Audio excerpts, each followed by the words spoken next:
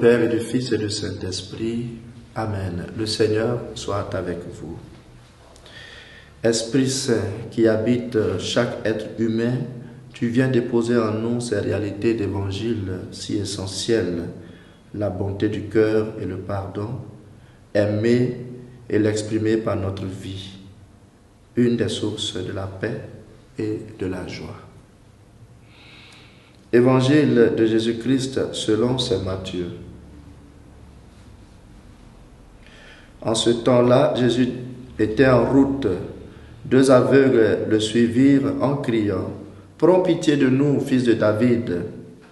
Quand il fut entré dans la maison, les aveugles s'approchèrent de lui et Jésus leur dit « Croyez-vous que je peux faire cela ?»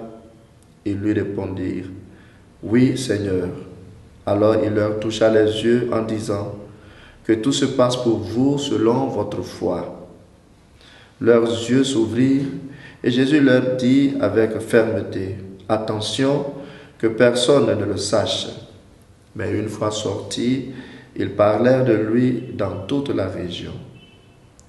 Acclamons la parole de Dieu. 2 questions me sont venues à l'esprit en méditant ce passage de l'Évangile où 2 aveugles ont manifesté leur foi et ont reçu de la part de Jésus la guérison. La première question est celle-ci. Quand nous récitons notre credo ou quand nous disons que nous croyons en Jésus, est-ce qu'on le dit du bout des lèvres ou bien c'est vraiment l'expression de notre conviction?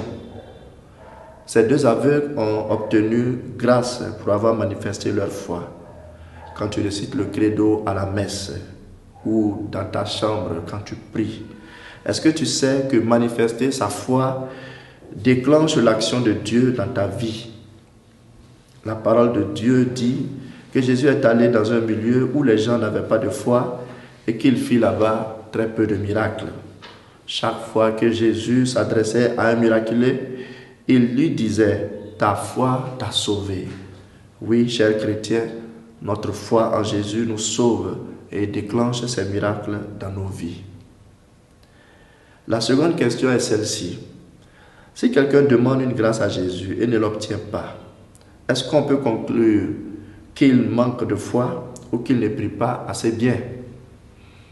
En effet, il est très courant de voir des personnes qui n'ont pas encore eu gain de cause depuis qu'ils s'adressent au Seigneur Jésus pour une grâce.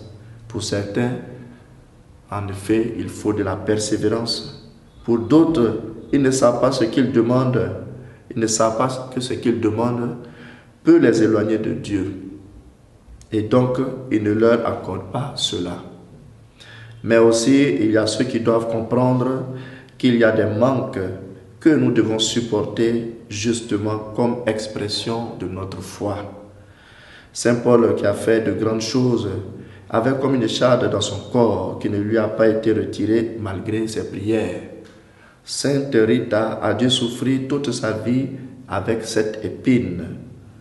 Saint François d'Assise et Padre Pio ont souffert avec les stigmates. Certaines souffrances, certains manques sont le lieu d'expression de la foi en Dieu. Mais pour accepter cela, il faut comprendre que la foi signifie l'abandon total en Dieu, quel que soit alpha. Alors aujourd'hui, chers frères, chères sœurs, présente avec foi ta situation à Jésus. Il guérit, il sauve. Fais-le avec foi. Mais plus encore, abandonne-toi à lui et surtout ne pense pas qu'il t'a oublié parce que tu n'as pas obtenu ce que tu demandes. Exprime-lui ta foi en t'abandonnant à lui complètement et il sera avec toi. Et qu'il te bénisse tout au long de cette journée, lui qui est Père, Fils et Esprit Saint. Amen.